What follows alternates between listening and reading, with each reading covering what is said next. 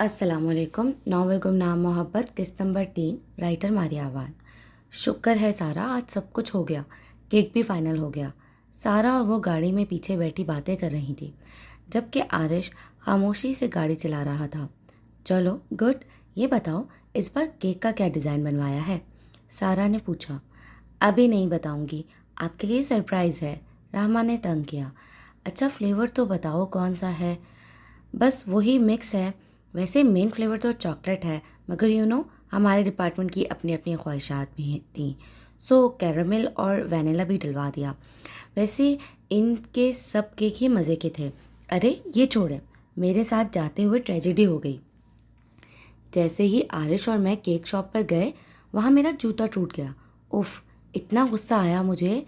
रामा दिन में हुआ अपना वाकया सुनाने लगी। अच्छा, ओहो, फिर तुमने ठीक करवाया जूता? नहीं, आरिश ने बहुत साथ दिया मेरा। Thank you Aarish. रहमा ने बात करते हुए आरिश को मुखातिब किया। जी कोई बात नहीं। आरिश ने हल्का सा सर को खम देकर कहा। आरिश ने क्या तुम्हारा जूता सी दिया? सारा ने हंसते हुए कहा। हाँ हाँ जी नहीं, उसने मुझे अपना जूता दिया। फिर हम एक जूते वाली शॉप पर गए, वहाँ मैंने ये जूता खरीदा। रामा ने अपने पाँव थोड़ा आगे करते हुए कहा। ओह रियली, आरिश की शूज़ पहने तुमने? सारा हैरान हुई। और कोई ऑप्शन नहीं था। मगर आरिश ने क्या पहना होगा? सारा ने सवाल किया। उसने कुछ भी नहीं, वो ऐसे ही गाड़ी तक चलकर गया। मुझे इतना गिल्ट हो रहा था, बेचारा मेरी वजह से। रहमा अफसोस से कहने लगी। नहीं मैम, कोई मसला नहीं हुआ मुझे। आरिश ने उसकी बात काटते हुए कहा। वाह भाई, आरिश साहब तो हीरो निकले, सारा ने छेड़ा।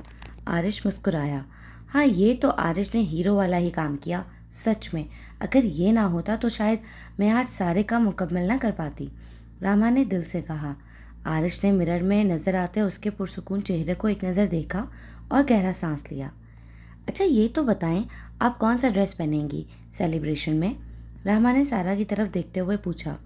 मैंने भी डिसाइड तो नहीं किया, लेकिन ज़्यादा हैवी नहीं पहनूंगी। ये लोग बहुत काम करवाते हैं, यहाँ भागो, ये करो, सबको रिसीव करो। मज़ा तो आता है, मगर थकावट बहुत हो जाती है। सारा फर्स्ट टाइम तुम्हारा फर्स्ट टाइम है, तुम्हें लगेगा पता। सारा ने तफसीली जवाब दिया। अरे नहीं, मैं नहीं थकती, और मुझे अंदाज़ा तो हो गया है जैसे उन्होंने एक केक के लिए ही इतनी दौड़ें लगवा दी। खैर, मैं भी सिंपल ही पहनूंगी, लेकिन ब्लैक कलर पहनूंगी। आप भी ब्लैक में पहन लें कोई, दोनों की मैचिंग हो जाएगी। रहमा ने सारा से फरमाइश की। चलो मैं देखती हूँ, मेरे पास कोई अच्छा ब्लैक रंग में ड्रेस पड़ा हुआ तो ज़रूर वही पहन लूँगी। सारा ने हामी भरी। दोनों हफ्ते को होने वाली पार्टी के बारे में बातें करती रहीं। हर साल ही ऑफिस में सालाना सेलिब्रेशन होती थी, जिसमें ऑफिस का पूरा स्टाफ आता और सब बहुत एंजॉय करते थे। छुट्टी होने के बाद आरिश सीधा एक मॉल गया ताकि अपने लिए भी काले रंग की शर्ट खरीद सके। शर्ट्स की कीमत पूछकर वो मायूस होकर दूसरी जगह गया, मगर ब्रांड की शर्ट लेना उसके बस से बाहर था। वो मायूसी से मॉल के बाहर लगे ठेले पर आ गया और काफ़ी छांटने के बाद उसने एक काले रंग की शर्ट ले ही ली। उसे तसल्ली थी कि वो रामा जितना महंगा कपड़ा तो नहीं ले सकता, मगर उसके कपड़ों सा रंग तो पहन सकता है। आरिश ने घर आकर सबसे पहले रामा का वो टूटा जूता अपने कमरे में मौजूद कबर्ड में रखा, जिसे उतरते वक्त आरिश ने रामा से कहा था कि वो फेंक देगा। फिर उसने अपने कपड़े इस्त्री किए, अपना जूता साफ किया, फिर खुद को आईने में देखा। शेव थोड़ी ज़्यादा हो गई थी, मगर अब रात के इस पहर शेव करने का उसका मूड नहीं था। बाकी वो खुश शक्ल था, ज़्यादा तैयारी की ज़रूरत भी ना थी। इतनी देर में उसका फ़ोन बजने लगा। मोबाइल उठाया तो रामा की कॉल आ रही थी। वो हैरान हुआ। इस टाइम इनकी कॉल? इसने खुद कलामी करते हुए उठाई। हाय आरिश, सॉरी तुम्हें इस वक्त डिस्टर्ब किया। रामा की खनकती हुई आवाज़ उसके कानों में पड़ी। कोई बात नहीं मैम, आप ठीक हैं? आरिश फिक्रमंद हुआ। यस, मैं बिल्कुल ठीक हूँ। एक्चुअली अभी बॉस ने मुझे बताया है कि हमें कल केक पिक करने जाना है। शायद उन्हें मैं ही सबसे ज़्यादा फारिग लगती हूँ, रहमा ने जवाब दिया। वो महसूस कर सकता था कि रहमा ने यकीनन मुंह बनाया होगा। मैं समझा नहीं मैम। आरिश ने मुस्कुराकर पूछा। सर की कॉल आई थी। आज दिन में तो यही डिसाइड हुआ था कि केक कोई ड्राइवर लेकर हॉल में आ जाएगा, मगर फिर अब कहने लगे कि जिम्मेदारी का काम है। लास्ट टाइम केक इस तरह का नहीं था और ड्राइवर ने चेक भी नहीं किया, सो इसलिए मैं ड्राइवर के साथ खुद जाऊं। अब वो कहने लगे शकील के साथ चली जाऊं, मगर मैंने कहा मैं तुम्हारे साथ जाना चाहती हूँ, तुम्हारे साथ ज़्यादा ठीक लगता है। सो उन्होंने कहा तुमसे बात कर लूँ, शायद सारा को भी पिक करना होगा कल, तो बताओ मैनेज कर लोगे? रामा आदतन लंबी और तफसीली बात की। जी मुझे कोई मसला नहीं है, वैसे भी सारा मैम ने कहा है कि वो खुद आएंगी, तो कल उन्हें पिक नहीं करना। आप मुझे टाइम बता दें, मैं आ जाऊंगा, आरिश ने जवाब दिया।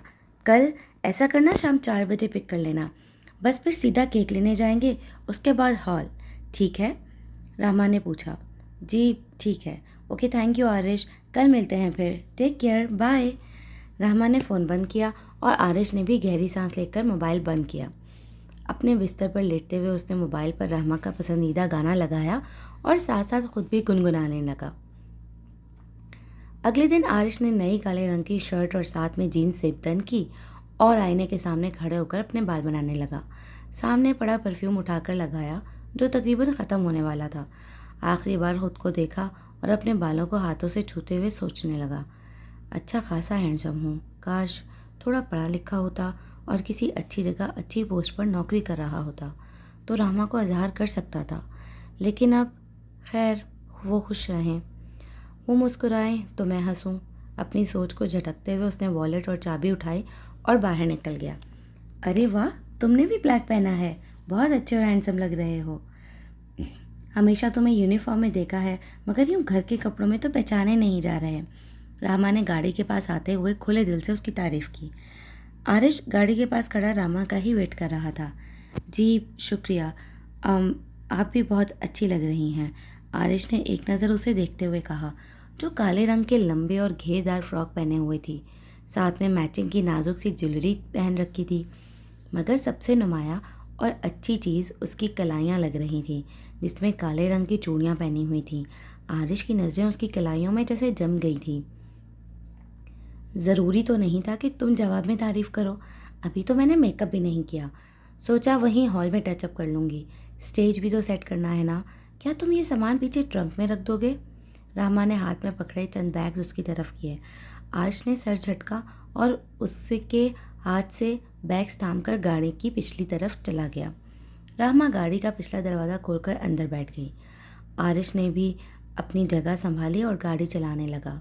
सफ़र यकजा मगर मंजिलें अलग। जब वो दोनों केक लेकर हॉल पहुंचे तो ऑफिस का स्टाफ तकरीबन हॉल में आ चुका था। बस कंपनी के मालिकान और चंद चीफ गेस्ट का आना बाकी था। रामा तो फ़ौरन स्टेज सेट करने भाग गई, जबकि आरिश ने केक को सही सलामत उस जगह पर रखा। रामा फारिग होकर तैयार होने चली गई। आरिश चाहे जो भी काम कर रहा था, उसकी नज़रें घूमकर रामा को ढूंढ ही लेती। अब उसने रामा को ड्रेसिंग रूम से बाहर आते देखा। जैसे ही रामा तैयार होकर बाहर आई, सारा और चंद लड़कियां रामा के पास आईं। यकीनन वो उसकी तारीफ़ कर रही थी। हल्के से मेकअप ने उसके रूप को और निखार दिया था। आरिश एक साइड पर बने ऊंचे थड़े पर बैठा था, जहां अंधेरा था। वो रामा को बहुत चुपके से देख रहा था। रामा अब हंसते हुए अपनी कलाइयों में मौजूद चूड़ियां हिलाते हुए उन्हें दिखा रही थी। इतने दूर बैठे आरिश उन चूड़ियों की खंकार महसूस कर सकता था। चंद लम्हों में आरिश को सब कुछ धुंधला सा लगने लगा। उसे महसूस हुआ रामा तो सामने अपनी कलाइयाँ फैलाई खड़ी है। वो सर उठाए उसे देख रहा था, फिर मुस्कुराते हुए खड़ा हुआ और नरमी से उसके हाथ थाम लिए। बहुत प्यार से उसने रामा की चूड़ियों को छेड़ा था, यूं कि हर तरफ उसकी चूड़ियों का ही शोर होने लगा। रामा के खूबसूरत सिल्की बाल हवा के साथ लहराते हुए आरिश के चेहरे को छूने लगे थे। अपने चेहरे पर उसके बालों की खुशबू को महसूस करते हुए उसने अपनी आंखें बंद की। बिखर गए हैं रंग खुशबुओं के साथ जब उसने चूड़ियाँ खनखाई एक साथ। आरिश, ओ भाई, आरिश साहब, सरमन ने आरिश को ऊंची आवाज़ में पुकारा, जिससे वो एकदम होश में आया। क्या हुआ? आरिश ने घबराकर सरमत को देखा और फिर उस जगह को जहाँ चंद लम्हे पहले रहमत खड़ी थी, मगर अब वो वहाँ नहीं थी। तू कब से यहाँ बैठा है? वहाँ सब तुझे ढूंढ रहे हैं। सब खैर है ना? और ये तुझे पसीना क्यों आ रहा है? सरमद ने उसके चौड़े माथे पर चमकते चंद कतरों को देखकर कहा। आ, शायद गर्मी लग रही है, मैं बस वैसे ही यहाँ बैठ गया था। कोई काम है? आरिश अपनी पैंट झाड़ता खड़ा हुआ। जी हाँ, बहुत से काम हैं। वो अपने एडमिन वाले अंकल कुछ बोल गए हैं अपने घर। वो कह रहे हैं मैं तुम्हारी गाड़ी ले जाऊँ, मुझे चाबी दो, और हाँ, वहाँ सबके बीच में जाकर बैठो। आरिश ने सरमद की बात सुनी और उसे अपनी जेब से चाबी निकाल कर दी और फिर हॉल के उस सिम चल पड़ा जहाँ सब अपनी अपनी खुशगपियों में मसरूफ़ थे। स्टेज पर इस वक्त लाइव म्यूज़िक चल रहा था। रामा ये सब बहुत एंजॉय कर रही थी। वो बहुत जोश से तालियां बजा रही थी। आरिश बार बार पलटकर उसे एक नज़र देख रहा था। थोड़ी देर में मौसीकी का प्रोग्राम भी ख़त्म हो गया। मेहमान और कंपनी के मालिकान अपनी अपनी स्पीच करके अपने घरों को रवाना हो गए। अब बस ऑफिस का एडमिन स्टाफ, एचआर और ड्राइवर्स ही रह गए थे। वो सब आपस में बातों में मसरूफ़ थे। अब हंस हंस कर आज के होने वाले वाक़यात एक दूसरे को सुना रहे थे, जिसमें सबसे ज़्यादा जिक्र राहमा का था। आरिश एक तरफ बैठा बस मुस्कुराती नज़रों से राहमा को देख रहा था। अपनी राहमा ने कर्नल साहब को भी नहीं छोड़ा आज। सारा ने हंसते हुए सबकी तवज्जो अपनी तरफ खींची। हैं, कर्नल साहब? राहमा, उनको क्या कह दिया? एडमिन के एक लड़के ने हंसते हुए पूछा। सारा, रहने दें वो बात। राहमा खफा हुई। अरे कुछ नहीं होता, ये सब भी कर्नल साहब से बहुत चिढ़ते हैं, बताने दो तो सब हंसेंगे। सारा सबकी तरफ देखते हुए बात बताने लगी। कर्नल साहब ने बड़े मज़े से अपनी प्लेट में बिरयानी की 2 बड़ी बड़ी बोटी डालने के बाद बोला कि भाई, बिरयानी में बोटियां बहुत कम हैं। तो मैडम रहमा की ज़बान में ख़ारिश होने लगी। उसने कहा, सर, आपको बोटियों की क्या ज़रूरत है? आपके ऊपर तो ऑलरेडी बहुत गोश्त चढ़ा हुआ है। सारा बात मुकम्मल करते ही हंसने लगी और बाकी सबका कहका भी जानदार था। आरिश भी बेख्तियार हंसा। ओह, तुम सब लोग कर्नल की शक्ल देखते। वो अपना पेट छुपाते हुए इतना शर्मिंदा होने लगे और फिर कहते, मैं तो आपके लिए कह रहा था, आपको बोटियां खाने की ज़रूरत है। सारा ने अपनी हंसी रोकते हुए बात मुकम्मल की। और मैं दोबारा कुछ उल्टा कहने वाली थी कि मेरी बॉस ने बात बदल दी, मगर सच में अंकल कर्नल की शक्ल ऐसी थी कि मुझे बोटियां समझकर चबा जाते। रहमा ने भी हंसते हुए कहा। आरिश ने उसकी शरारती सी हंसी को मोहब्बत से देखा। एक तो ये गाना गाने वाला कहाँ से बुलवाया था फवाद साहब? इतनी कोई फारिग आवाज़ थी, अब तक कानों में ख़ारिश हो रही है। एचआर ने एडमिन के बंदे को मुखातिब करते हुए कहा। अरे क्या बताऊं, मैं तो सोच रहा था किसी अच्छे गुलकार को बुलवा लूं, मगर ये अपने प्रोडक्शन वाले चौधरी साहब ने कहा कि उनके भांजे को बुलाओ, वो भी एक सिंगर है। मगर खैर, बंदे ने एंटरटेन तो किया। फवाद ने जवाब दिया, सर, इससे अच्छा आप अपने आरिश को कहते। क्या आवाज़ है इसकी, आप सब वाह वाह करते। सरमद ने सबकी तवज्जो खामोश बैठे आरिश की तरफ की। ऐसी कोई बात नहीं है सर, आरिश ने घबरा कर कहा। हाँ फवाद सर, आरिश की आवाज़ बहुत अच्छी होगी। बल्कि आरिश, तुम अभी हमें गाना सुनाओ ना प्लीज़। क्यों ना एक चाय के सेशन के साथ आरिश का गाना हो जाए? रहमान ने फ़ौरन फरमाइश की। गुड आइडिया, चाय की तलब हो रही है। वैसे मैं किचन स्टाफ को कहता हूँ, और आरिश, तुम रेडी हो जाओ अपना गाना सुनाने के लिए। फवाद आरिश का कंधा थपथपाता हुआ बोला, सर प्लीज़, मैं आपके सामने नहीं गा सकता, मुझे फोर्स मत करें। आरिश ने संजीदगी से मना करना चाहा। कम ऑन आरिश, हम सभी तो हैं, कौन सा कोई यहाँ कर्नल साहब सेठ लोग बैठे हैं, हम भी तुम्हारा साथ देंगे गाने में। सारा ने जिद की, मगर आरिश मुश्किल में फंस गया। उसने बेबस होकर सरमद को देखा जो बहुत मज़े से मुस्कुरा रहा था। प्लीज़ आरिश, सुना दो ना, इतने नखरे मत करो। रहमान ने आरिश की आंखों में देखकर इल्तिजा की। आरिश ने उसकी आंखों में देखा और सर झुका लिया, गोया अब वो इनकार नहीं कर सकता। कौन सा गाना सुनाऊं? आरिश ने गहरा सांस लेकर बेबसी से पूछा। एक मिनट, मैं बताती हूँ। वो आता है तुम्हें, हम ना बाज आएंगे मोहब्बत से? रामा ने पूछा। जी आता तो है। बस ठीक है। सर, वो गिटार कहाँ है? रहमान ने अपने सामने बैठे आदमी से पूछा। हाँ, मैं लाता हूँ। वह आदमी उठकर गिटार लेने गया। आरिश आज गाना सुनाएगा, मुझे तो यकीन ही नहीं आ रहा। सारा ने आरिश का हौसला बढ़ाया। ये गिटार तुम बजाओ या अपने शकील साहब को कहूँ? उस आदमी ने गिटार आरिश की तरफ करते हुए पूछा। मैं बजा लेता हूँ थोड़ा बहुत, आरिश ने उसके हाथ से गिटार लिया। लो जी फवाद, चाय लेकर भी आ गया। सारा ने फवाद को सामने से आता देखकर कहा, कहीं आरिश ने गाना सुना तो नहीं दिया? फवाद ने किचन स्टाफ को चाय देने का इशारा करते हुए पूछा। नहीं, आपका ही इंतज़ार हो रहा था, रहमा ने जवाब दिया और अपना चाय का कप थामा। तो आरिश साहब शुरू करें, फवाद ने चाय का घूंट भरते हुए कहा। इतना कोई ख़ास गाना नहीं गाता, मगर कोशिश करता हूँ कि अरे कोई मसला नहीं, तुम कोशिश तो करो, हमें यकीन है आज वाले सिंगर से तो अच्छा ही गाते होगे। शकील ने उसे गाने का इशारा किया। आरिश ने गिटार को सही किया और हल्का सा बजाने लगा। फिर नरमी से थोड़ा साइड पर बैठी रहमा को देखा और गाना शुरू किया। हम नवाज़ आएंगे मोहब्बत से, जान जाएगी और क्या होगा। ये अल्फाज गाते हुए आरिश को लगा वो खुद को कह रहा हो। जाने इस दिल का हाल क्या होगा, तेरा वादा अगर वफा होगा। हश्र में मेरा हश्र क्या होगा, तेरी जानिब अगर खुदा होगा। बेसबब तो नहीं तड़प दिल की, तेरे रुख से निकाब उठा होगा। आरिश ने अपनी नज़रों का रुख रहमा की तरफ किया, जो दोनों हाथों से बहुत हल्के से ताली बजा रही थी। तेरा गम ये समझ के सहता हूँ, मेरी किस्मत में ही लिखा होगा। आरिश ने बेबस होकर उस पर से नज़रें हटा ली।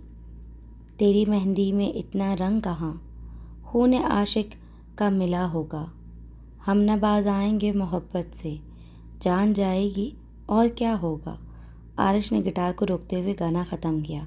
वाओ, अमेजिंग, ज़बरदस्त, कमाल कर दिया आरिश, तुम तो छुपे रुस्तम निकले। मुझे पता होता कि तुम सच में आज तुमसे महफिल सजाते। फवाद ने बाकायदा उठकर आरिश से हाथ मिलाते हुए दाद दी। सभी तालियां बजाकर उसे दाद दे रहे थे। आरिश ने कुछ शर्माते हुए सबको शुक्रिया अदा किया। तुमने बहुत अच्छा गाना गाया है आरिश, अब तुम्हारी खैर नहीं, रहमा ने खड़े होकर तालियां बजाते हुए शोक अंदाज में कहा। आरिश ने मुस्कुराकर सर खम किया, जैसे कह रहा हो आपके लिए कुछ भी कर सकता हूँ। यूँ आरिश की ज़िंदगी का एक सबसे खूबसूरत दिन का इख्तिताम हुआ। कहानी अभी जारी है। अगर आपको ये कहानी पसंद आ रही है तो प्लीज़ चैनल को सब्सक्राइब करें। शुक्रिया।